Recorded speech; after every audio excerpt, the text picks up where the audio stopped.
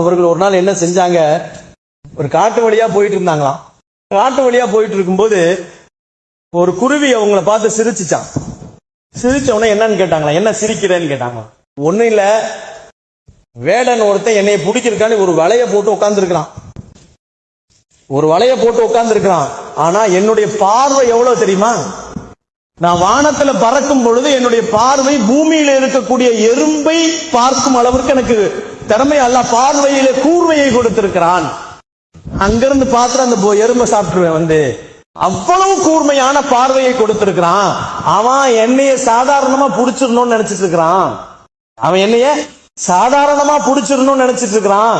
என் பார்வையில தாண்டி அவனை பிடிக்க முடியாது அப்படின்னு அந்த பறவை சொல்லி சிரிச்சுச்சான். இதை கேட்டுட்டு ஈசா அலைஹிஸ்ஸலாம் அதை கடந்து போனாங்க. கடந்து போயிட்டு கொஞ்ச நேரம் பொறுத்து வந்து பார்த்தா அந்த குருவி வலைக்குள்ள மாட்டிட்டு முடிச்சிட்டு வலைக்குள்ள போய் மாட்டிக்கிச்சு. வலைக்குள்ள மாட்டின உடனே ஈசா அலைஹிஸ்ஸலாம் வந்து அந்த குருவிட்ட கேட்டாங்களாம், போகும்போது அவ்வளவு விவரமா பேசுன, என் பார்வையை தாண்டி உன்னால பிடிக்க முடியாது, என் பார்வை எவ்வளவு பெருசு அப்படிலாம் நீ சொன்னையா இல்லையா, இப்ப மாட்டிட்டு முழிக்கிறிய என்று கேட்ட உடனே அந்த பறவை அழகான ஒரு வார்த்தை சொன்னதான், இதா கத்தர அமியல் பசருன்னு சொல்லிச்சான். இதா கத்தர, அல்லாஹுவின் தக்தீர் முடிஞ்சு போச்சுன்னா பார்வை குருடாகி வரும்னு சொல்லிச்சான்.